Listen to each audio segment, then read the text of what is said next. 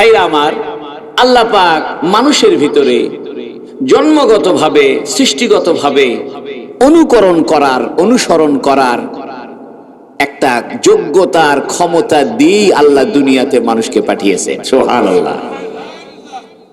দেখবেন আপনি যদি বাসায় জায়নামাজ বিছায় নামাজে দাঁড়ায় যান, আর আপনার পাশে যদি কোনো ছোট বাচ্চা থাকে, নাতি থাকে, বা আপনার নিজের ছোট সন্তান থাকে, তাহলে দেখবেন সেও এসে আপনার পাশে দাঁড়ায় গেছে, ঠিক কিনা? আমার জীবন থেকে আমি বলি, আমি যখন কানজগাড়ি বাসা থেকে বগুড়া কারবালা মাদ্রাসায় জুমার নামাজের উদ্দেশ্যে পাগড়ি বাঁধতে থাকি, আমার মেয়েটা যখন ছোট ছিল, সেও দেখতাম তার মায়ের ওড়না দিয়ে মাথায় পাগড়ি বাঁধতেছে। সুবহানাল্লাহ। যদিও সে মেয়ে বাচ্চা, কিন্তু জানে না যে ছেলে মেয়েদের কি করতে হয় না, পাগড়ি পরতে হয় না। কিন্তু সে যেহেতু আমাকে পাগড়ি বাঁধা অবস্থায় দেখেছে, এই জন্য সেও কি করতেছে, নকল করতেছে। বন্ধু আমার, ভাইরা রে আমার, এ কথাই কোরআন রাসূলুল্লাহ সাল্লাল্লাহু আলাইহি সাল্লাম হাদিসের মধ্যে বলেছেন। নবীজি কথা বলেছেন, কুল্লু মাউলুদিন ইউলাদু আলাল ফিতরাহ। প্রত্যেক সন্তানকে তার একটা স্বভাবের উপরে পৃথিবীতে আল্লাহ পাঠিয়েছেন। এই স্বভাবটা হলো ইসলাম গ্রহণ করার স্বভাব, সত্য জিনিস মেনে নেওয়ার স্বভাব, অসত্যকে না মানার স্বভাব, ভালো জিনিসটা গ্রহণ করে নেওয়ার স্বভাব। আল্লাহ পাকের নবী বলতেছেন, কুল্লু মাউলুদিন ইউলাদু আলাল ফিতরাহ। প্রত্যেক মানব সন্তানকে তাকে একটা ফিতরাতের উপরে, ফিতরাত হলো ফিতরাতুল ইসলাম, ইসলামের স্বভাব, অর্থাৎ ইসলাম গ্রহণ করার ক্ষমতা, সত্য গ্রহণ করার ক্ষমতার উপরে ভূমিষ্ঠ করেন। ওয়া আবওয়াহু ইউহাউবিদানিহি, তার পিতামাতা তাকে ইহুদি বানিয়ে ফেলে। ওয়া আবওয়াহু ইউহাউবিদানিহি আও ইউনাসরানিহি, বাপ মা তাকে খ্রিস্টান বানায়, আও ইউনাজ্জিসানিহি, অথবা পিতা মাতা তাকে অগ্নি পূজারী বানায়। এর মানে হলো পরিবেশ যেমন হয় সন্তান তেমন হয়। জোরে কোন ঠিক কিনা?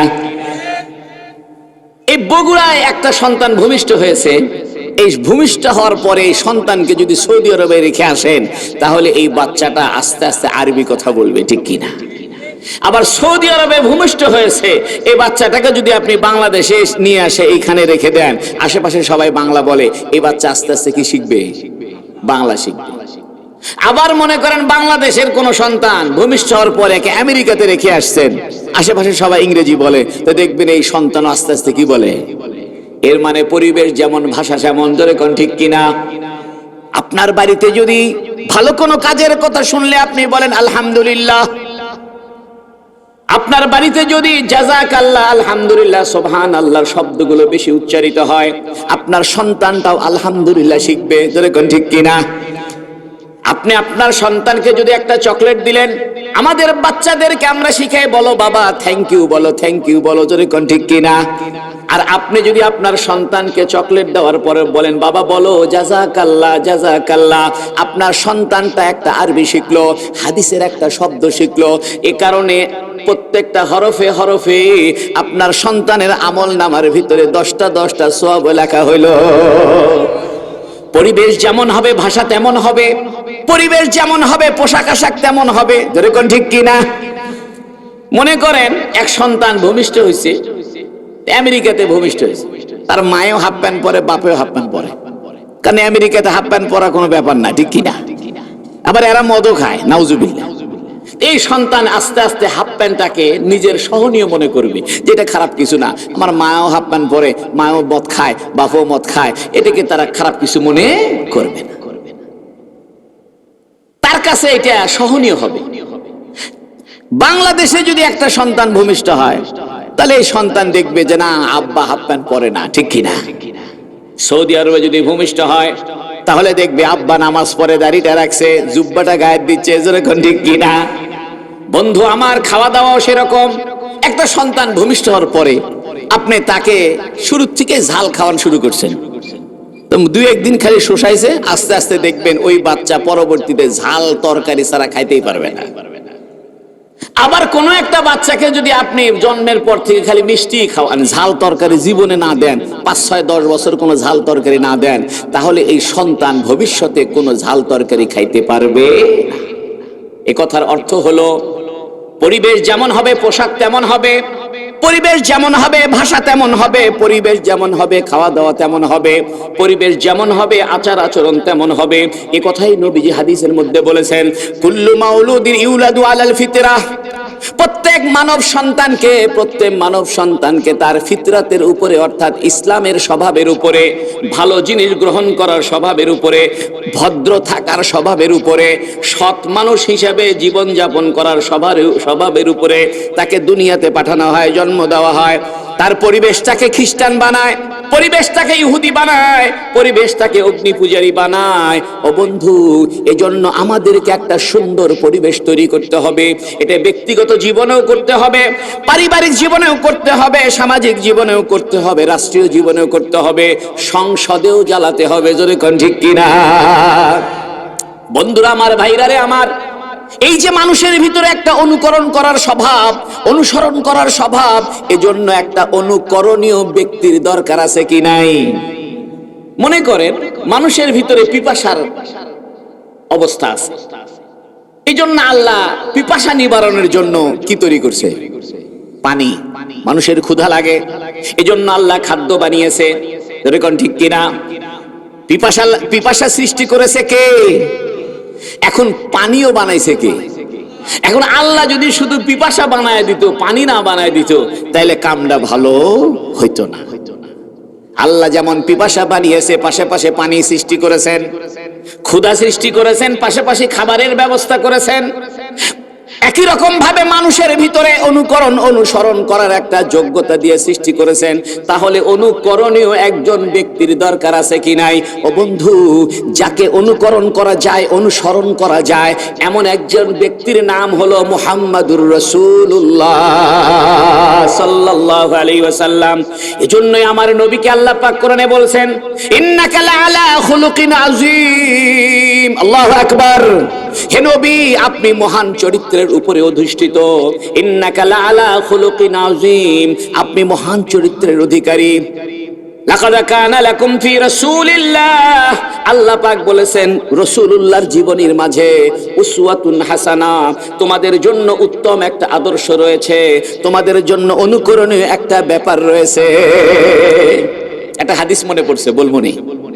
আরে বলেন না। বলবো? আপনাদের মন খারাপ নাই তো? হাদিসটা শোনেন।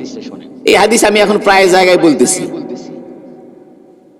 হুজুর সাল্লাল্লাহু আলাইহি ওয়াসাল্লাম এবং হযরতে ওমর ফারুক রাদিয়াল্লাহু আনহু রাস্তা দিয়ে হেঁটে যাইতেছেন। যে রাস্তা দিয়ে নবীজি যাইতেছেন, তার অপর পাশ থেকে একটা ইহুদি আসতেছে। এই ইহুদির সঙ্গে নবীজির যেই না দেখা হয়েছে, সঙ্গে সঙ্গে ইহুদি তেলে বেগুনে জ্বলে উঠছে। হ্যাঁ, মুহাম্মদ তোমাদের কথা ঠিক নাই, জবান ঠিক নাই। এই আব্দুল্লাহর বেটা মুহাম্মাদের কোনো ঠিক ঠিকানা নাই। এই আব্দুল মুত্তালিবের নাতি মুহাম্মদ, তার জবান ঠিক নাই। একদম চিল্লাচিল্লি। নবীজির সাথে কে আছে? হযরত ওমর। কে আছেন? হযরত ওমর রাগান্বিত হয়ে গেছে, খাটাস করে তলোয়ার বাইর করছে। আরব দেশের মানুষের কাছে তলোয়ার থাকাটা স্বাভাবিক, এটা পোশাকের অংশ। আমরা যখন এখন পকেটে সব মোবাইল রাখি, ঠিক কিনা? আরব দেশের মানুষ আগে সবাই কোমরের মধ্যে একটা করে তলোয়ার রাখত, কারণ গোত্রীয় সমাজ, যে কোনো সময় যুদ্ধের দামামা বেজে ওঠে, আবার শিকার টিকার করা লাগে, শত্রু আছে, বিভিন্ন কারণে আরব দেশের সামাজিক নীতি হলো তারা সবাই কোমরের মধ্যে একটা করে তলোয়ার রাখে। তা হযরত ওমরের কাছেও তলোয়ার, খাটাস করে তলোয়ার বের করে বলতেছি, ইয়া রাসূলুল্লাহ, এই পাক্কা বেয়াদব আপনার সঙ্গে খারাপ ব্যবহার করতেছে, আপনাকে গালিগালাজ করতেছে, আপনি হুকুম দিলে আমি তলোয়ার দিয়ে তারে দু টুকরো করব। নবীজি বললেন, ওমর ক্ষান্ত হও, ক্ষান্ত হও, তুমি কেন মাঝখান থেকে কথা বলতেছো? ইহুদির সঙ্গে আমার কথা হচ্ছে, আমি তার সঙ্গে কথা বলতেছি, তুমি অনুমতি ছাড়া আমাদের মাঝখানে কথা বলাটা তোমার ঠিক হলো না। প্রশ্ন হলো, এই ইহুদি গালিগালাজ কেন করতেছে? কারণ হইল, এই ইহুদির কাছ থেকে হুজুর সাল্লাল্লাহু আলাইহি ওয়াসাল্লাম খেজুর বাকিতে কিনছেন। খেজুর যে নবী আলাইহিস সালাতু ওয়াস সালাম এই ইহুদির নিকট থেকে খেজুর বাকিতে কিনছেন, 1 মাস পরে টাকা দিবেন। এখনো 1 মাস হইতে 3 দিন বাকি আছে। আল্লাহু আকবার। কয় দিন বাকি আছে? এই 3 দিন বাকি থাকার আগেই এই যে নবীজির সঙ্গে এই ইহুদি খারাপ ব্যবহার করলো, এটা কি ঠিক হলো? ঠিক হলো না। নবীজি বলতেছেন, ওমর তোমার 3টা ভুল হয়েছে। দেখেন, আমরা বলতাম যে ভুল হয়েছে ইহুদির, ওমরের তো কি দোষ, ওমর তো ভালো কাজই করছে, তাই না? নবী বলতেছে ওমর তোমার 3টা ভুল হয়েছে তোমার। হযরত ওমর বলে ইয়া রাসূলুল্লাহ আমার আবার কি ভুল হইল? নবীজি বলে ওমর তোমার 1 নম্বর ভুল হলো, আমরা 2 জন কথাবার্তা বলতেছিলাম, তুমি হঠাৎ করে মাঝখানে তলোয়ার বাইর করলা, রাগারাগি শুরু করে দিলে, কামটা ঠিক হয় নাই। তোমার উচিত ছিল আমাদের কাছ থেকে অনুমতি নেওয়া। এখান থেকে একটা মাসালা বের হয়েছে, 2 জন কথাবার্তা বলতেছে কোনো বিষয়ে, আপনি হঠাৎ করে তার ভিতরে ঢুকতে পারবেন না। আপনি বলতে হবে ভাই আমার ওকে একটু অনুমতি দিলে আমি একটা কথা বলতে পারি, এটা হলো ভদ্রতা, এটা হলো মোস্তাহাব। 2 জন কথাবার্তা বলতেছে, সেটা কোনো অন্য যে কোনো কথা হোক না কেন, সেটা ঝগড়াঝাটি হোক আর যাই হোক না কেন, আপনার জন্য মুস্তাহাব হলো, পছন্দনীয় হলো এ কথা বলা, ভাই আমাকে একটা কথা বলার অনুমতি দিলে আমি একটা কথা বলতে পারি। তাই নবীজি বললেন ওমর তোমার তো অনুমতি নেওয়া দরকার ছিল, তুমি অনুমতি না নিয়ে হঠাৎ করে মাঝখানে কথা চালু করে দিলা, তলোয়ারটা বের করলা, এটা তোমার 1 নম্বরের ভুল। আল্লাহু আকবার। দেখেন হুজুর সাল্লাল্লাহু আলাইহি ওয়াসাল্লামের চরিত্রটা দেখেন। আমাদের সাথে যদি বর্তমানে মাস্তান মুস্তানের খাতির থাকে, এমপি টেম্পির খাতির থাকে, আর আমার বিল্ডিং করার সময় যদি কেউ আমার সাথে ক্যাসাল বাজায়, তাহলে ওরা আমি 12টা বাজায় দেবো, ঠিক কিনা? আমাদের সাথে যদি বর্তমানে কোন শক্তিশালী মাস্তান এমপি মন্ত্রী মিনিস্টারের খাতির থাকে, তাহলে আমাদের ভাবি আলাদা, কি কর? নবীর সাথে হযরত ওমর 24 বছরের যুবক ছেলে, নবী কোনো ভাব লইছে না, বরং নবীজি হযরত ওমরের দোষ ধরতেছে। হযরত ওমর বলে ইয়া রাসূলুল্লাহ আমার আরেকটা দোষ কি হলো? নবীজি বলে ওমর তোমার 2 নম্বরের উচিত ছিল ইহুদিকে এ কথা বলা, ও ভাই ইহুদি, রাস্তার ভিতরে এভাবে পাওনাদারের সঙ্গে খারাপ আচরণ করতে হয় না, রাস্তার ভিতরে ভদ্রভাবে কথা বলতে হয়। তুমি নবীজির কাছ থেকে খেজুর পাইবা, এখনো তো 3 দিন বাকি আছে, তুমি এখনই কেন রাগারাগি শুরু করছো, এখনই কেন ঝগড়াঝাটি শুরু করছো? তোমার উচিত হয় না এমন আচরণ করা, বরং তুমি ভদ্রভাবে চাইতা। এই কথাটা হযরত ওমর তোমার বলা দরকার ছিল। হযরত ওমর বলে ইয়া রাসূলুল্লাহ আমার আরেকটা কি অসুবিধা, কি দোষ হইছে? নবীজি বলতেছে ওমর তোমার উচিত ছিল তুমি আমাকে কথা বলতা, ইয়া রাসূলুল্লাহ ইয়া হাবিবাল্লাহ, এভাবে মানুষের কাছ থেকে পাওনা নিলে পরে আগে ভাগে দিয়ে দেওয়াটাই ভালো। সুবহানাল্লাহ বল না। নবীর চিন্তাটা দেখেন। এখান থেকে আরেকটা মাসলা বের হইছে, সেটা হলো বাকিতে জিনিস কিনা জায়েজ আছে। আল্লাহু আকবার। বাকিতে জিনিস কেনা জায়েজ আছে, তবে জিনিস যদি বাকিতে কেনেন আপনি, তাহলে 3টে শর্ত আছে। 1 নম্বর শর্ত হলো কবে টাকা পরিশোধ করবেন সেটা নির্ধারণ করতে হবে। 2 নম্বর হলো কোন জায়গায় দিবেন সে জায়গাটা নির্ধারণ করতে হবে। 3 নম্বর হলো যদি আপনি কোন পণ্য দ্বারা পরিশোধ করেন, তাহলে পণ্যের কোয়ালিটি বলতে হবে।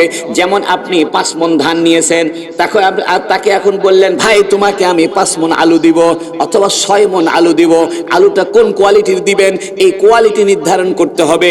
বর্তমানে আমরা বাকি খাইতেছি, দোকান থেকে বাকি খাই, দোকানদারকে বলি না ভাই কবে টাকা দিব, দোকানদার বলে ভাই কবে দিবেন, চুপ থাক দিমুনি, যেরকম ঠিক কিনা?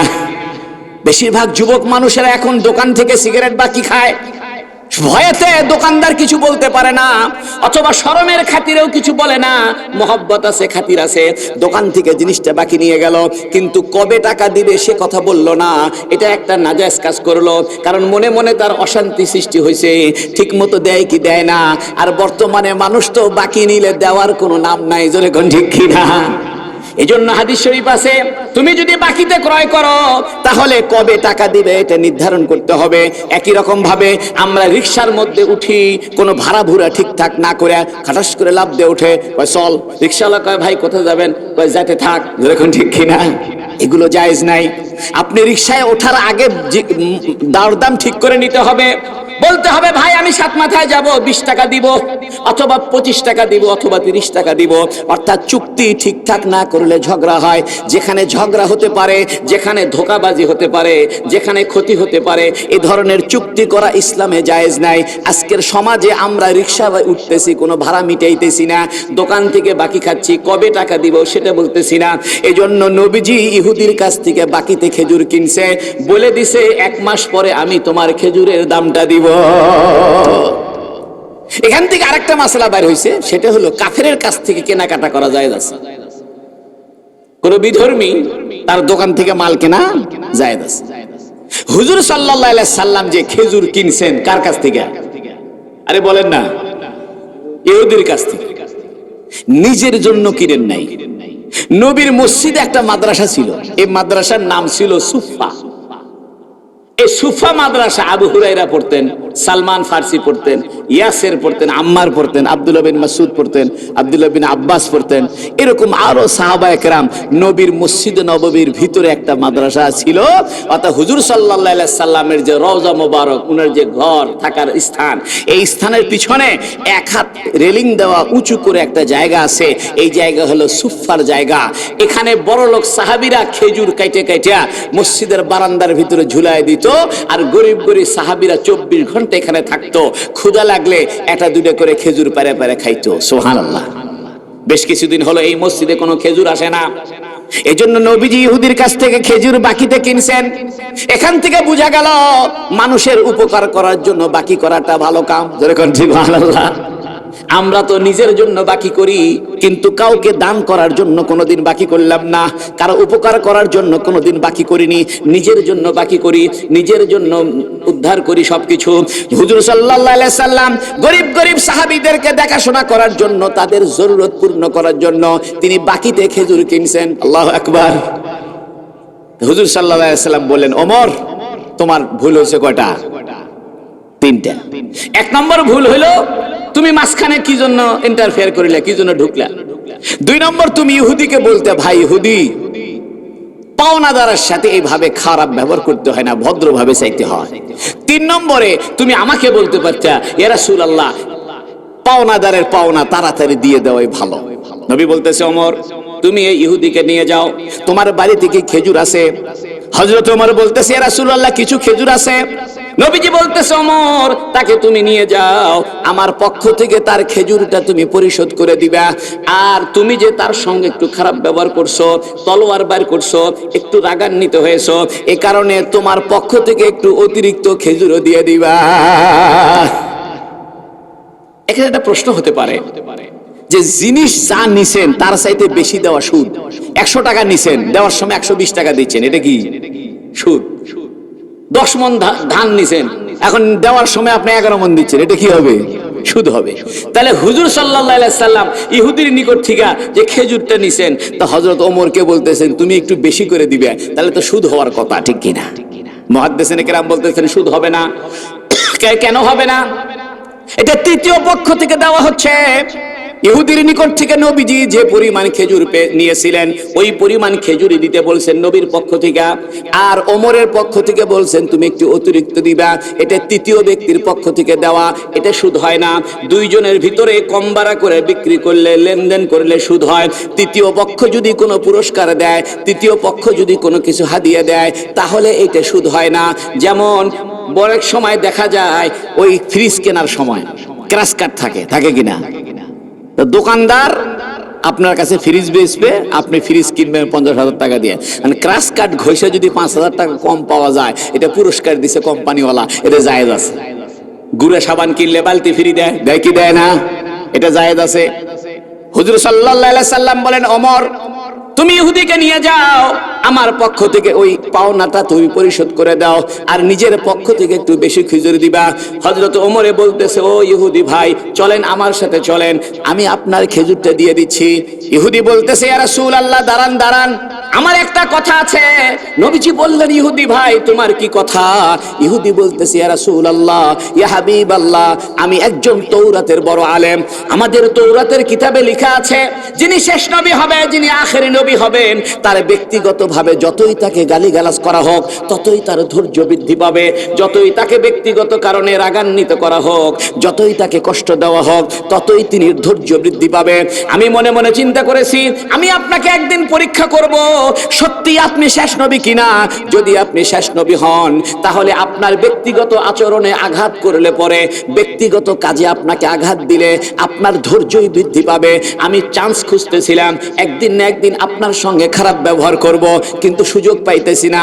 আজকে হঠাৎ করে রাস্তার ভিতরে আপনার সঙ্গে দেখা, আমার মনে পড়েছে আপনি আমার থেকে খেজুর নিয়েছেন, এখনো 3 দিন বাকি আছে, এটা আমার জানা আছে, তবু আমি ইচ্ছা করে আপনার সঙ্গে খারাপ ব্যবহার করলাম। ইয়া রাসূলুল্লাহ, আমি বারবার আপনাকে গালি দিচ্ছিলাম, ততই আপনি ধৈর্য ধারণ করছিলেন।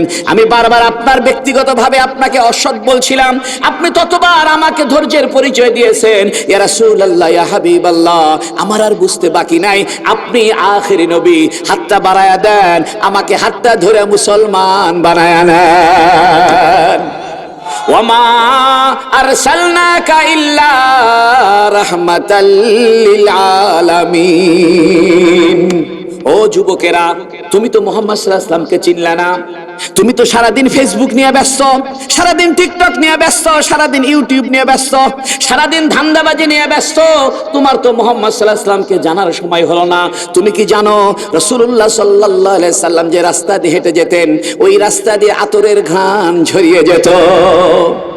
হাদিস শরীফে আছে, নবীজি ওযু করার পরে ওযুর পানি বেঁচে যেত। কানান নাসু ইয়াক্তাতিলুনা আলা ফাদলি উদুই রাসূলিল্লাহ। নবীজি ওযু করার পরে বদনার ভিতরে পানি বেঁচে যেত, অথবা গায়ের মধ্যে ওযুর পানিগুলো লেগে থাকতো। সাহাবায়ে কেরাম নবীজির গায়ের ওযুর পানিগুলো মুছে মুছে শরীরের মধ্যে আতরের মতো লাগায়া নিত। নবীজির শরীর থেকে ঘ্রাণ বের হইতো, সুগন্ধ ঘ্রাণ। আল্লাহু আকবার। ও বন্ধু, তুমি তো চিনলা না, তুমি তো রাসূলুল্লাহর জীবনটা জানলা না। আজকে থেকে নিয়ত করো, রাসূলুল্লাহ সাল্লাল্লাহু আলাইহি সাল্লামের জীবনটা পড়বা, মক্কার জীবনটা পড়বা, মদিনার জীবনটা পড়বা। কেন উহুদের যুদ্ধটা হয়েছিল, কেন বদরের যুদ্ধটা হয়েছিল, কেন খন্দকের যুদ্ধটা হয়েছিল, কেন বনু কুরাইজাকে মদিনা থেকে বের করে দেওয়া হয়েছিল, এগুলো জানতে হবে। এগুলো না জানলে আমরা আমাদের ঈমান ধরে রাখতে পারবো না, আমরা আমাদের ইসলামকে টিকায় রাখতে পারবো না। হুজুর সাল্লাল্লাহু আলাইহি সাল্লাম আমাদের বরকতের নবী। আল্লাহু আকবার বলেন। কিসের নবী? বরকতের নবী। অনেকে বলে হুজুর বরকত কি জিনিস? আমি বলি ভাই, বরকত হইল জিনিস কম লাভ বেশি, জিনিস কম লাভ বেশি। আরবিতে বলে কালিলুল আশিয়া কাসিরুল ফাওয়ায়েদ, জিনিস কম লাভ বেশি, এরকম বরকত। অল্প টাকা নিয়ে ব্যবসা শুরু করছেন, খালি ধামাধাম খালি লাভই হয়, এটা হলো বরকত। 2-3 ঘন্টা ঘুমাইছেন, শরীর ফিট হয়ে গেছে, এটা হলো বরকত। অনেকে দেখবেন সারা রাত ঘুম পারে, সকাল 9টা পর্যন্ত ঘুমায়, তাও ক্লান্তি দূর হয় না, ঠিক কিনা? আপনি 3 ঘন্টা ঘুমাইছেন, 12টা থেকে 3টা পর্যন্ত ঘুমাইছেন, তাহাজ্জুদ পড়ছেন, তারপর ফজর পড়ছেন, আবার ইশরাক পড়ছেন, তাও আপনার শরীর টাইট আছে, বোঝা গেল আপনার শরীরের বরকত হয়েছে, ঠিক কিনা?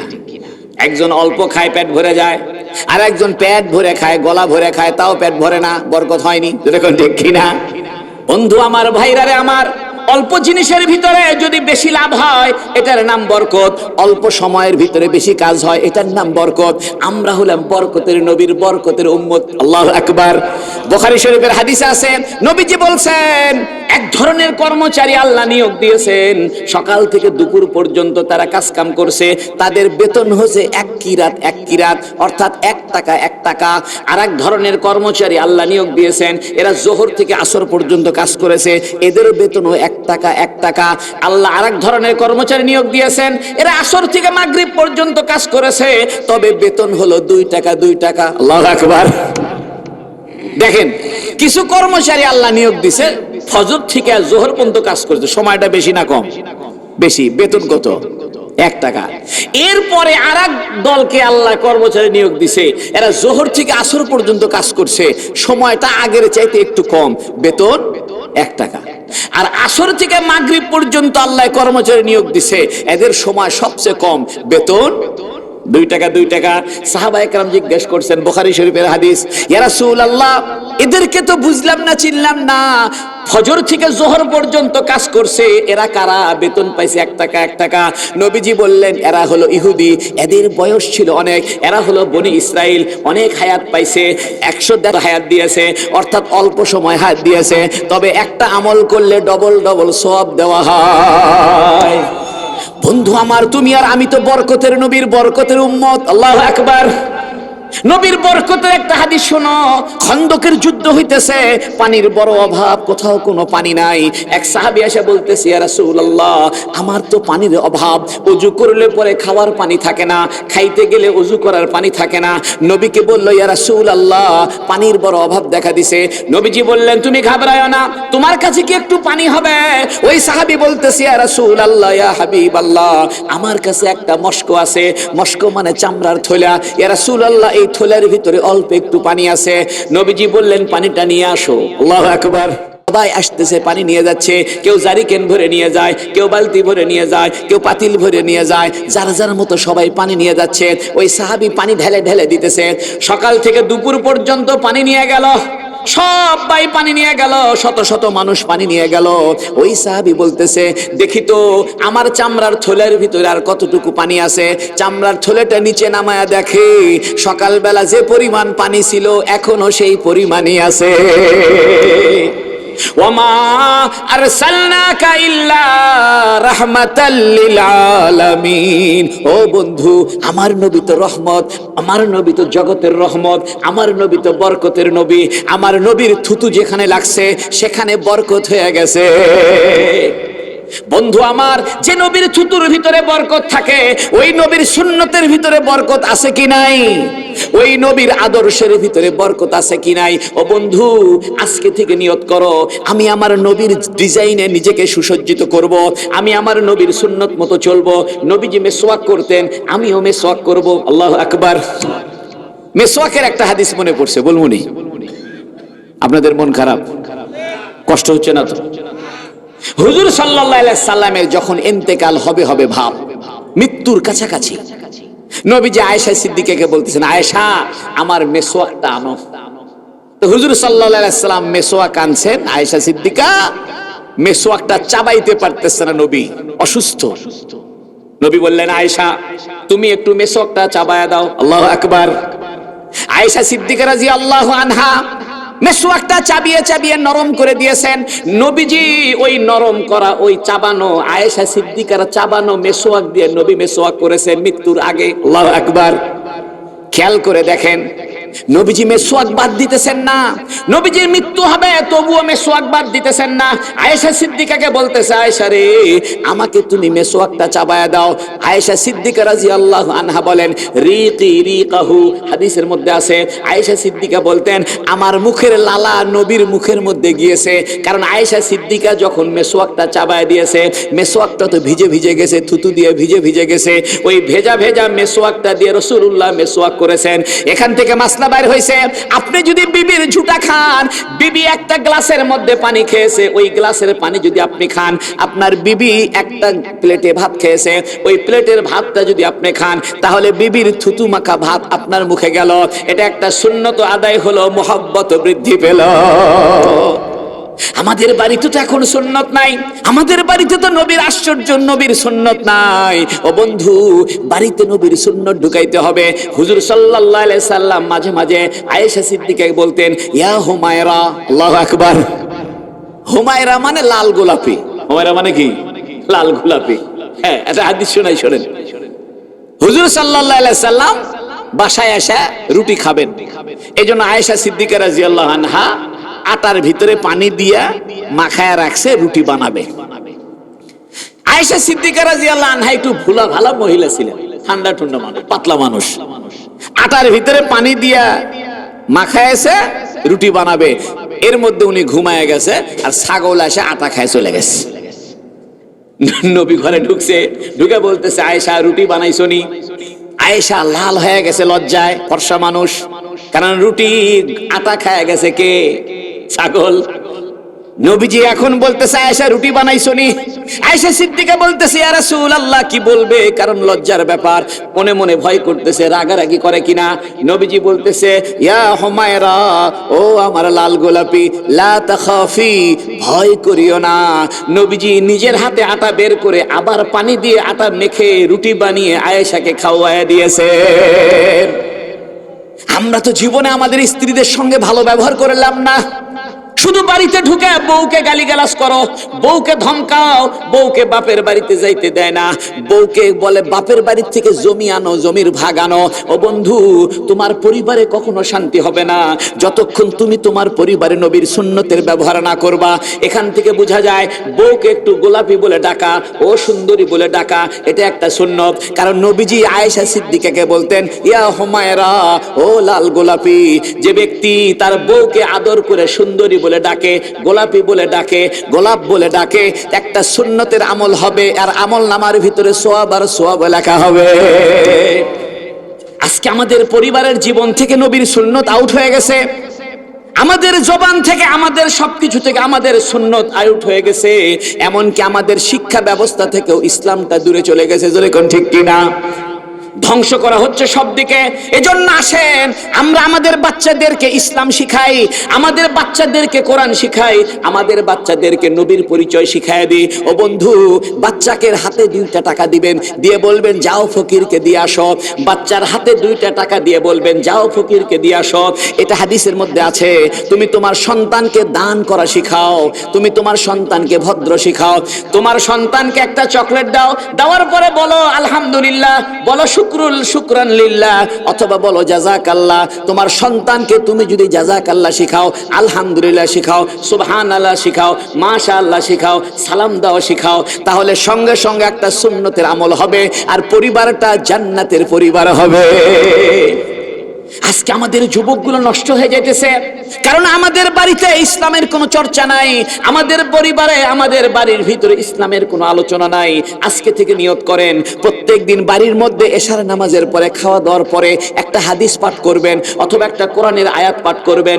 বাড়ির সমস্ত সদস্য মিলা, স্বামী স্ত্রী ছেলে মেয়ে সবাই মিলে বসে একটা হাদিস আলোচনা করবেন, একটা কোরআনের আয়াত আলোচনা করবেন। 365 দিনে একটা একটা করে যদি হাদিস আলোচনা করেন, আপনার পরিবারের মধ্যে একটা বছরে 365 হাদিসটা জানা হয়ে যাবে। বন্ধু আমার, এভাবে আপনাকে আগাইতে হবে, এভাবে আপনাকে ইসলামের প্রতি শিখতে হবে। আপনি ঘুমের আগে দিয়া মাথার কাছে একটা ইসলামী বই রেখে দেন, একটা হাদিসের বই রাখেন, একটা তাফসীরের বই রাখেন, নবীর একটা জীবনী রাখেন। ঘুম আসতেছে না, বইটা বাইর করে 1-2 পৃষ্ঠা পড়েন, ইনশাআল্লাহ আপনার পড়াও হলো, ঘুমও এসে গেল। জোরে কোন ঠিক কিনা? ও বন্ধু, সময়কে নষ্ট করিও না, সময় বড় দাম। এই সময়ের ভিতরে তোমাকে কাজ করে যাইতে হবে। হঠাৎ করে মৃত্যু চলে আসবে, তোমার জীবন চলে যাবে, তুমি মনে করতেছো আমি মরবো না। দেখো না, তোমাদের এই কমিটির একটা যুবক ছেলে হঠাৎ করে অ্যাক্সিডেন্টে মারা গেছে। যদি কোন ঠিক কিনা? সে কি কোনোদিন ভেবেছে সে মারা যাবে? ছেলেটার নাম কি? আরিফ। যে মারা গেল, জীবনে কেউ চিন্তা করেনি আরিফ মারা যাবে। এবং আরিফের মৃত্যুতে তোমরা সবাই শোকাহত, আমরাও শোকাহত। ও বন্ধু, আরিফ যদি হঠাৎ করে মারা যায়, তুমি আমিও হঠাৎ করে মারা যেতে পারি। এজন্য এখন থেকে নিজেকে পরিবর্তন করো, এখন থেকে নিয়ত করো আমি আর নামাজ ছাড়বো না, এখন থেকে নিয়ত করো আমি আর মিথ্যা বলবো না, এখন থেকে নিয়ত করো আমি আর সুদ খাবো না, এখন থেকে নিয়ত করো আমি আর গীবত করব না, এখন থেকে নিয়ত করো আমি 24 ঘন্টা জিকিরের মধ্যে থাকবো।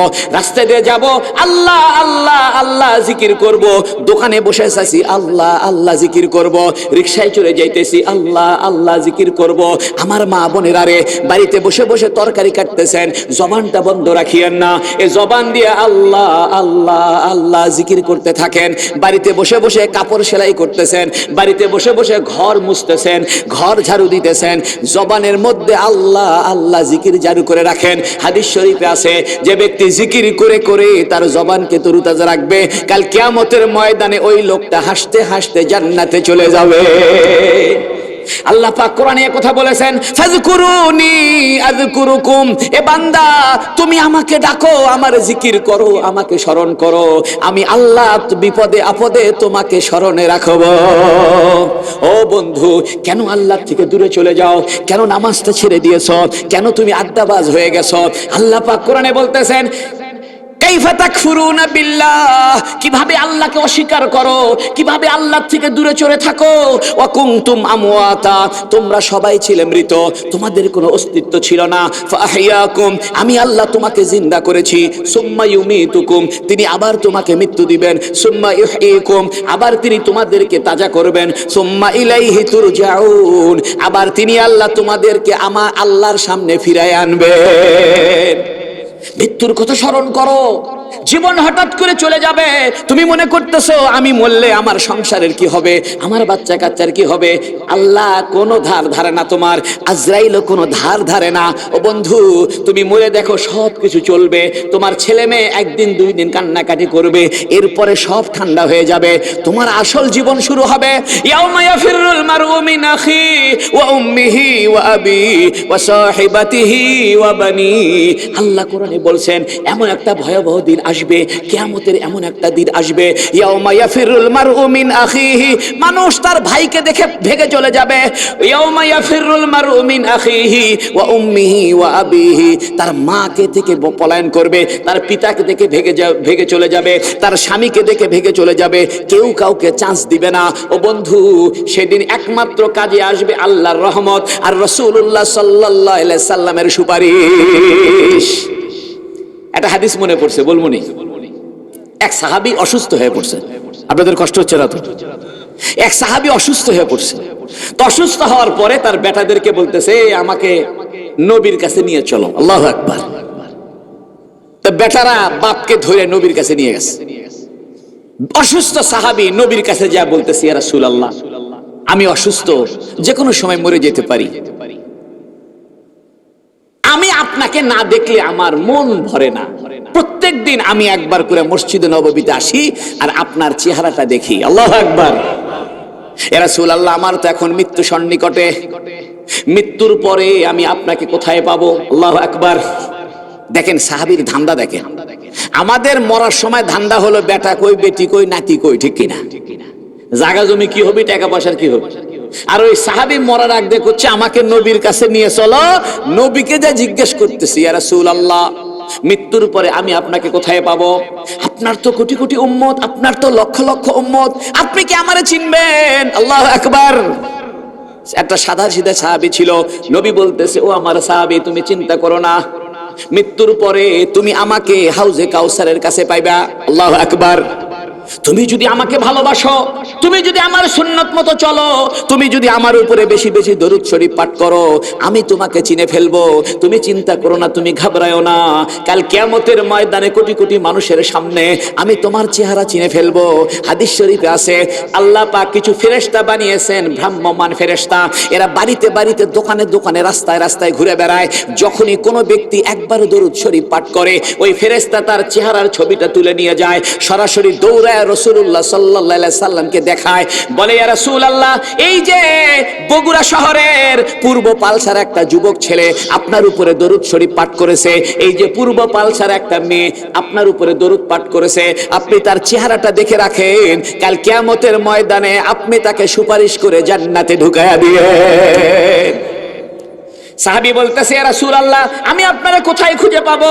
নবী বলতেছে তুমি ঘাবড়ায়ো না, তুমি আমাকে হাউজে কাউসারের কাছে পাইবা, আমি তোমার নবী। তুমি যদি আমাকে ভালোবাসো, তুমি যদি আমার সুন্নত মতো চলো, তুমি যদি আমার উপরে দরুদ পড়ো, তাহলে আমি তোমাকে চিনে ফেলবো। তুমি হাউজে কাউসারের কাছে আসিও, এক গ্লাস হাউজে কাউসারের পানি আমাকে তোমাকে দিব, এটা পান করার কারণে জান্নাতে যাওয়ার আগ পর্যন্ত কোনো পিপাসা লাগবে না। কিতাবের ভিতরে আছে যে যত বেশি দরুদ পাঠ করবে কিয়ামতের দিন সে তত নবীর কাছাকাছি থাকবে। আল্লাহু আকবার। তিরমিজি শরীফের হাদিসের আছে মানুষ যদি ভালো করে ওযু করে, আস্তে ধীরে ডলে ডলে ওযু করে, তাহলে কিয়ামতের দিন তার ওযুর অঙ্গগুলো জ্বলজ্বল করবে, হাতগুলো চকচক করবে, চেহারাগুলো চকচক করবে। মানুষে বলবে কিরে এই লোকটার চেহারা কেন এত চকচক করে, হাতগুলো কেন এত জ্বলজ্বল করে, পাগুলো এত কেন জ্বলজ্বল করে। মানুষে বলবে আরে এরা হলো আখির নবীর উম্মত, এদের উপরে ওযু করার বিধান ছিল। খ্রিস্টানদের মধ্যে কোনো ওযুর বিধান নাই, ইহুদিদের মধ্যে কোনো ওযুর বিধান নাই, একমাত্র আখিরি নবী মুহাম্মদুর রাসূলুল্লাহ সাল্লাল্লাহু আলাইহি ওয়াসাল্লামের উম্মতের উপরে ওযু করার বিধান আছে। এজন্য হাদিস শরীফে আছে কিয়ামতের দিন ওযুর অঙ্গগুলো জ্বলজ্বল চলচল করবে, নবীজি আমাদের ওযুর অঙ্গ দেখে চিনে ফেলবে। তুমি তো ঠিকমতো ওযুই করো না, ধামাধাম টিউবওয়েলের পারে আসা মসজিদের ট্যাপটা কোনো মতো ছেড়ে দিয়ে পানিটা নষ্ট করতেছো, ভালো মতো ওযু করতেছো না। ও বন্ধু, ইসলামের আমলটা হলো মূল কথা।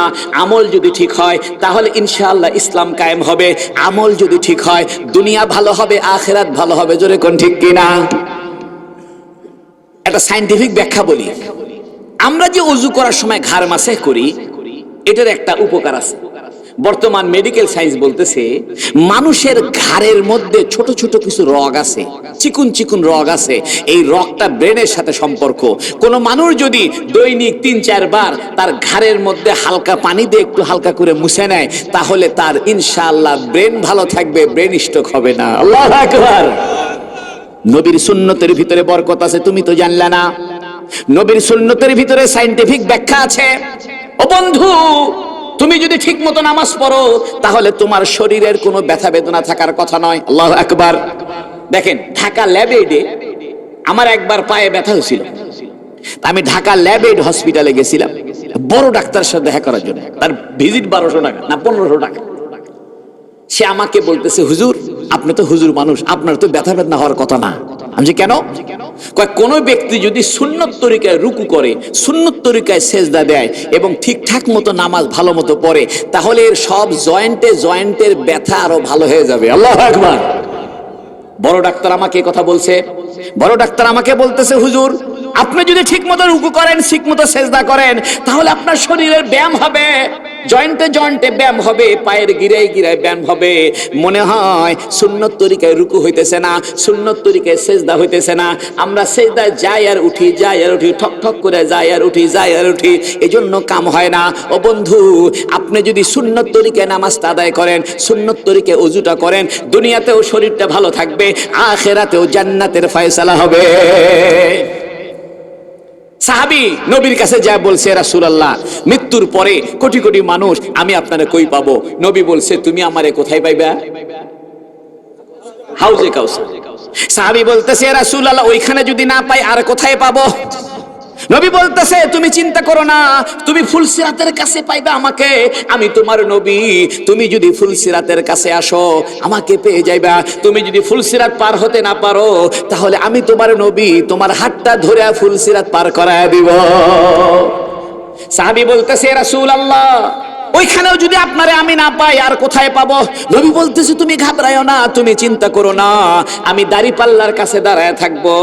যেদিন তোমার দাড়িপাল্লায় সওয়াব আর গুনাহগুলো মাপামাপি করা হবে, ডান পাল্লায় সওয়াব দেওয়া হবে, বাম পাল্লায় গুনাহ মাপা হবে। তোমার গুনাহের পাল্লা যদি ভারী হয়ে যায়, তুমি যে আমাকে ভালোবাসতা, তুমি যে আমার সুন্নত মতো চলতা, তুমি যে আমার উপরে দরুদ শরীফ পাঠ করছো, হাদিসের কিতাবের ভিতরে আছে নবীজি একটা ছোট্ট কাগজের টুকরা যেখানে দরুদের সওয়াব লেখা আছে, ওই কাগজ টুকরা বাইর করিয়া নেকামলের পাল্লার ভিতরে দিবে, সঙ্গে সঙ্গে নেকামলের পাল্লা ভারী হয়ে তার জান্নাতের ফয়সালা হয়ে যাবে। ওয়ামা আরসালনাকা ইল্লা রাহমাতাল লিল আলামিন। ও বন্ধু, আসো না নবীকে ভালোবাসি, নবীর তরিকায় সমাজটা গঠন করি, রাষ্ট্রটা গঠন করি। এজন্য যা যা করার দরকার তাই তাই করি। মানুষের ভিতরে ইসলামের প্রচার করো, সুন্নতের প্রচার করো, নবীর আদর্শের প্রচার করো, নবীর মহব্বতের কথা আলোচনা করো। ও বন্ধু আমার, নবী ছাড়া তোমার কোনো গতি নাই। তুমি কি জানো, বুখারী শরীফে আছে, কিয়ামতের দিন সমস্ত মানুষ আদম আলাইহিস সালামের কাছে যাবে, যে বলবে, আনতা আবুনা আনতা আউয়ালু নাসিন, আপনি সর্বপ্রথম মানুষ, আপনি আমাদের পিতা, আমরা বিপদে পড়ছি, আপনি একটু আল্লাহকে বলে কয়ে আমাদের জন্য কোনো ফয়সালা করেন। আদম বলবে, আমি পারবো না, আমি গন্ধম ফল খেয়েছিলাম। সবাই মিলে ঈসা নবীর কাছে যাবে, ঈসা নবী বলবে, আমি পারবো না। সবাই মিলে মুসা নবীর কাছে যাবে, মুসা নবী বলবে, আমি পারবো না। সবাই মিলে ইব্রাহিম আলাইহিস সালামের কাছে যাবে, ইব্রাহিম নবী বলবে, আমি পারবো না। ইব্রাহিম নবী পরামর্শ দিবে, তোমরা যাও, আমার একটা নাতি আছে, আমার গোষ্ঠীর একটা নবী আছে, সর্বশেষ নবী, সে নবীটার নাম হলো মুহাম্মাদুর রাসূলুল্লাহ সাল্লাল্লাহু আলাইহি ওয়াসাল্লাম। সবাই আমার নবীর কাছে আসবে, এসে বলবে, ইয়া রাসূলুল্লাহ আনতা খাতামুল আম্বিয়া, আপনি সর্বশেষ নবী, আপনি আমাদের কাছকে উদ্ধার করেন। নবী সেজদায় পড়ে যাবে। হাদিস শরীফে আছে, আল্লাহ পাক বলবেন, ইয়া মুহাম্মদ ইরফা রাসাকা ইশফা তুশফা, ও মুহাম্মদ তোমার মাথাটা আজকে সেজদা থেকে তোলো। আর কতক্ষণ সেজদায় থাকবা? তুমি আজকে যার যার জন্য সুপারিশ করবা, তার সুপারিশ কবুল করে জান্নাতের ফয়সালা করে দেওয়া হবে। বন্ধু আমার, নবীজি একদিন 2টা কুরবানি দিচ্ছিলেন। ঈদুল আজহার দিন নবীজি দুইটা ছাগল দুইটা দুম্বা কুরবানি দিচ্ছেন। হযরতে আলী রাদিয়াল্লাহু আনহু জিজ্ঞাসা করেছেন, ইয়া রাসূলুল্লাহ, ইয়া হাবিবাল্লাহ, আপনি দুইটা কুরবানি কেন দিচ্ছেন? নবী বললেন, শোনো, একটা কুরবানি দিতেছি আমার পক্ষ থেকে, আর একটা কুরবানি দিতেছি আমার যত উম্মত আছে, গুনাহগার উম্মত আছে, এই উম্মতের কাল কিয়ামতের ময়দানে যেন কোনো বিপদ না হয়, তাদের আমলনামার সওয়াব দেওয়ার জন্য আমি আরেকটা কুরবানি দিলাম। হাদিসের মধ্যে আছে, কোন মানুষ মারা গেলে নবী আলাইহিস সালাম দাঁড়ায় বলতেন, এই লোকটার কোনো ঋণ আছে, কোন আত্মীয় স্বজন আছে যারা তার ঋণ পরিশোধ করতে পারে? তো লোকেরা বলতো যে রাসূলুল্লাহ, এর আত্মীয় স্বজন আছে, তারা তো ঋণ পরিশোধ করবে। নবী জানাজা পড়ায় দিতেন। আর যদি কেউ বলতো এ রাসূলুল্লাহ, এর কোনো ঋণ পরিশোধ করার লোক নাই, এর কোনো আত্মীয় স্বজন সেরকম নাই, নবী বলতেন, চিন্তা করো না, এই ব্যক্তির সমস্ত ঋণ পরিশোধের দায়িত্ব আমি মুহাম্মাদের উপরে। জোরে করে সুবহানাল্লাহ। আপনি সে নবীকে ভুলে গেলেন, সে নবীকে আপনি চিনলেন না, সে নবীর হাদিসটা জানলেন না, সে নবীর জীবনটা জানলেন না। আজকে থেকে নিয়ত করেন, আমি রাসূলুল্লাহর একটা জীবনী পড়ব। আর রাহিকুল মখতুম, সুন্দর একটা কিতাব, সিরাতু খাতামিল আম্বিয়া, সুন্দর একটা কিতাব, সিরাতে মুস্তাফা, সুন্দর একটা কিতাব, বিশ্ব নবী, নবী রাহমাতুল লিল আলামিন, এগুলো সুন্দর সুন্দর কিতাব, আসাহু সিয়ার, এগুলো সুন্দর সুন্দর কিতাব। ইসলামিক ফাউন্ডেশন থেকে ভালো ভালো সিরাতের বই ছেপেছে। আমাদের বড় মসজিদেও সেখানে নবীর বড় বড় জীবনী পাওয়া যায়, ছোট ছোট জীবনী পাওয়া যায়। আপনি একটা নবীর জীবনী কিনে নেবেন, রাসূলকে চিনবেন। রাসূলের জীবনী যদি আপনি না পড়েন, তাহলে আপনার মতো হতভাগা কেউ নাই। কাল কিয়ামতের ময়দানে নবীকে কেমনে বলবেন, ইয়া রাসূলুল্লাহ, আমার জন্য একটু সুপারিশ করেন? নবী যদি বলে, তুমি তো আমাকে চিনতে না, তুমি তো জানো না আমি কেন মদিনায় হিজরত করেছিলাম, তুমি তো জানো না কেন আমি উহুদের যুদ্ধ করেছিলাম, তুমি তো জানো না কেন আমি বদরের যুদ্ধ করেছিলাম। ও বন্ধু, রাসূলের জীবনটা জানতে হবে, তাহলে দুনিয়াতেও শান্তি, আখিরাতে জান্নাত। আরেকটা জিনিস জানতে হবে, সেটা হলো কোরআন শরীফ। কোরআন শরীফ ছাড়া আপনি মুসলমান হইতে পারবেন না। আজকে আমরা শুধু কোরআন তেলাওয়াত করি, রমজান আসতেছে, কিন্তু কোরআনের তরজমা আমরা পড়ি না বললেই চলে। 40 বছর ধরে কোরআন শরীফ তেলাওয়াত করতেছে, 50 বছর ধরে কোরআন শরীফ তেলাওয়াত করতেছে, সূরা ইয়াসিন তেলাওয়াত করতেছে, সূরা ফাতিহা পড়তেছে, সে জানেই না সূরা ফাতিহার মধ্যে কি আল্লাহ বলতে চাইলো। ও বন্ধু আমার, তুমি আইজুল হক কলেজে পড়লা, ফিজিক্স পড়লা, কেমিস্ট্রি পড়লা, বায়োলজি পড়লা, তুমি আল্লাহর কিতাবটা পড়বে না? আল্লাহ তোমাকে একটা কিতাব পাঠায় দিছে, তুমি আল্লাহর কিতাবটা পড়তে শিখলা না, অর্থও জানলা না। কাল কিয়ামতের ময়দানে আল্লাহ যদি তোমারে জিজ্ঞাসা করে, ও পালসার যুবকেরা, আমি যে তোমাকে একটা চিঠি দিয়েছিলাম, একটা ভালোবাসার চিঠি তোমাকে দিয়েছিলাম, তুমি কি আমার এই চিঠিটা পড়ে দেখছো? তুমি কি আমার কোরআনটা পড়ে দেখছো? তুমি সেদিন কি জবাব দিবা? দেখেন, কোন যুবকের কাছে, এই পূর্ব পালসার কোন যুবকের কাছে যদি কোন আমেরিকা থেকে কোন মেয়ে চিঠি লেখে, ইংরেজিতে লিখছে, my dear friend, I hope to your happy life, I love you, you coming soon to America, establish your visa, ticket, আর every kinds of papers, you are my sweet dream, I love you, I kiss you. খুশি না বেজার? এখন পিয়নে এসে বলতেছে, এ পূর্ব Pulsar যুবক, আমেরিকার থেকে তোমার কাছে চিঠি আসছে, এই চিঠির মধ্যে টিকিট ভিসার সব ব্যবস্থা করা আছে, তুমি এই চিঠি পড়বে, চিঠি অনুযায়ী কাজকাম করবে, 6 মাসের মধ্যে আমেরিকা চলে যাবে। খুশি না বেজা? কি খুশি? আমেরিকা যাব, $1 কামাইলে 120 টাকা, আইরে খুশি। কিন্তু সে যুবক হলো 9 ক্লাস কম ম্যাট্রিক পাস,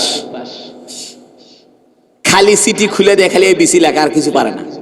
এই চিঠি কি সে ভাঁজ করে আলমারির মাথার উপরে লাল কাপড় দিয়ে পেঁচে রেখে দিবে, নাকি এই পূর্ব পালসার যে ভালো ইংরেজি জানে তাকে গিয়ে বলবে যে, ভাই আমার কাছে একটা আমেরিকার থেকে চিঠি আসছে, এই চিঠির মধ্যে বলে টিকিট ভিসার সব কথাবার্তা লেখা আছে, আমেরিকায় যাওয়ার ব্যবস্থা আছে, তাড়াতাড়ি চিঠিটা পড়ে আমাকে বুঝায় দেন, ঠিক কিনা? বন্ধু আমার, আল্লাহ তোমাকে একটা চিঠি দিয়েছে, আলিফ লাম মিম, আল্লাহু আকবার, যালিকাল কিতাব, এটা একটা কিতাব। কিতাব বাবারা মকতুব, আরবি ভাষায় যে কোনো লিখিত বিষয়কে কিতাব বলা যায়। কিতাব একটা মাসদার, এটা বুঝবেন না, এটার মূল কথা হলো যে কোনো লিখিত বিষয়কে আরবিতে কিতাব বলা যায়। আল্লাহ পাক বলতেছেন, যালিকাল কিতাব, এটা একটা চিঠি, এটা একটা লিখিত বিষয় আমি তোমার কাছে দিলাম, লা রাইবা ফি, এখানে কোনো ভুল নাই, এখানে কোনো সন্দেহ নাই, এখানে কোনো গোজামিল নাই, এখানে কোনো অনর্থক কথাবার্তা নাই। লা রাইবা ফি হুদাল লিল মুত্তাকিন, তুমি যদি আমাকে ভয় করো, তুমি যদি একটু গুনাহ থেকে বেঁচে থাকার চেষ্টা করো, তাহলে এই কোরআন তোমাকে জান্নাতের রাস্তা দেখায় দিবে। মুত্তাকি কারা? আল্লাযীনা ইউমিনুনা বিল গায়ব, যারা না দেখা জিনিসকে বিশ্বাস করে, অদেখা জিনিসকে বিশ্বাস করে, অদৃশ্যকে বিশ্বাস করে। ও বন্ধু, অদৃশ্যের বিশ্বাসের নাম হলো ঈমান। ও বন্ধু, আল্লাহ এটার একটা নমুনা রাখছে। দেখো না, দুনিয়াতে বহু কিছু আমরা দেখি না। বাতাস দেখা যায় না, ঝাল দেখা যায় না, টক দেখা যায় না, ঠান্ডা দেখা যায় না, দুঃখ দেখা যায় না, মানি কি মানি না? আল্লাহু আকবার। ও বন্ধু, আল্লাহর কুদরতের ফিকির করো, আল্লাহর কুদরতের চিন্তা করো। আল্লাহ পাক দেখো তোমার জন্য জমিন থেকে খাবার বাইর করে, আসমান থেকে বৃষ্টি দেয় কে? ওয়া আনজালা মিনাস সামাই মাআ, আল্লাহ পাক কোরআনে বলেন আমি তোমার জন্য আসমান থেকে বৃষ্টির পানি দিই। ফাআখরাজা বিহি মিনাস সামারাতি রিজকাল লাকুম, অতঃপর তিনি ওই আসমানের পানির দ্বারা জমিন বিদীর্ণ করে তোমার জন্য খাবারের ব্যবস্থা করে। ফালা তাজআলু লিল্লাহি আনদাদা, খবরদার আল্লাহর সঙ্গে শিরিক করিও না। আল্লাহু আকবার। এটা মাসলা বলে দিই, শোনেন। মাসলা হইল মুসলমানদের ইবাদতের কোন অংশ অন্য কোন জায়গায় ব্যবহার করা শিরক। যেমন মুসলমানদের ইবাদতের একটা অংশ সেজদা, ঠিক কি না? নামাজের একটা অংশ কি? সেজদা। এই সেজদা আপনি অন্য কোন জায়গায় ব্যবহার করতে পারবেন না। মাজারে পারবেন না, বাপ মাকে পারবেন না, কোথাও পারবেন না। যদি সেজদা দেন শিরক হবে। রুকু করা, এটা মুসলমানদের ইবাদতের একটা অংশ, আপনি অন্য কোথাও রুকু করতে পারবেন না। একই রকম ভাবে হাত বাঁধে দাঁড়ায় থাকা, আপনি অন্য কোথাও নীরবতা পালন করার জন্য এক মিনিট দাঁড়ায় থাকতে পারবেন না। কেউ যদি চিন্তা করে যে আমি সম্মানের খাতিরে অমুকে মারা গেছে, এই জন্য দাঁড়ায় এক মিনিট নীরবতা পালন করব, এটা আপনার শিরক হবে, কারণ এটা নামাজের অংশ, ইবাদতের অংশ, ঠিক কিনা? একই রকম ভাবে কেউ যদি কোথাও ফুল দেয়, এটা দিতে পারবেন না, কারণ এটা হিন্দুদের ইবাদতের অংশ। আগুনের সামনে চুপ করে দাঁড়ায় আছে, এটা হিন্দুদের ইবাদতের অংশ। আপনি কোন মূর্তির সামনে, কোন ছবির সামনে আপনি চুপচাপ দাঁড়ায় থাকতে পারবেন না, কারণ হিন্দুরা আগুনের সামনে দাঁড়িয়ে পূজা করে, হিন্দুরা সূর্যের সামনে দাঁড়িয়ে পূজা করে, হিন্দুরা তাদের দেব দেবীর গলার মধ্যে মালা চড়িয়ে দেয়। আপনিও অন্য কোথাও মালা দিতে পারবেন না, কারণ এটা হিন্দুদের ইবাদতের অংশ। ও বন্ধু, আমরা নামাজও পড়তেছি, শিরকও করতেছি, যেরকম ঠিক কিনা? জানলামি না, বুঝলামি না, কারে কয় শিরিক। তাই আল্লাহ বলতেছে ফালা তাজআলু আনদাদা, তাই খবরদার আল্লাহর সঙ্গে শিরিক করবে না, আল্লাহর সমকক্ষ স্থির করবে না। ও বন্ধু, আল্লাহ তোমার জন্য সব কিছুর ব্যবস্থা করলো। জমিন থেকে খাবার বাইর করে দিল, আসমান থেকে বৃষ্টির পানি দিল, গরুর ভিতর থেকে দুধ বাইর করে দিল, মুরগির থেকে ডিম বাইর করে দিল, খেজুরের গাছের ভিতর থেকে মিষ্টি মিষ্টি রস বাইর করে দিল। ওই আল্লাহর জন্য 5 ওয়াক্ত নামাজে সেজদায় পড়ে যাওয়ার দরকার আছে কি নাই? অপূর্ব পালসার যুবকেরা, কোন বিড়ালকে যদি কোন বাড়িওয়ালা একটা মাছের কাটা খাইতে দেয়, একটা কুকুরকে যদি এক টুকরা গোশত খাইতে দেয়, ওই লোকটার জন্য কুকুর ভক্ত হয়ে যায়, বিড়াল তার ভক্ত হয়ে যায়। ও পূর্ব পালসার যুবক যুবতীরা, ও পূর্ব পালসার মা বোনেরা, আল্লাহ তোমার জন্য জমিন থেকে ধান বাইর করে, পটল বাইর করে, টমেটো বাইর করে, শসা বাইর করে, গাজর বাইর করে, কত কিছু বাইর করে। তোমার কি উচিত নয় সেই আল্লাহর একটু ভক্ত হয়ে যাওয়া?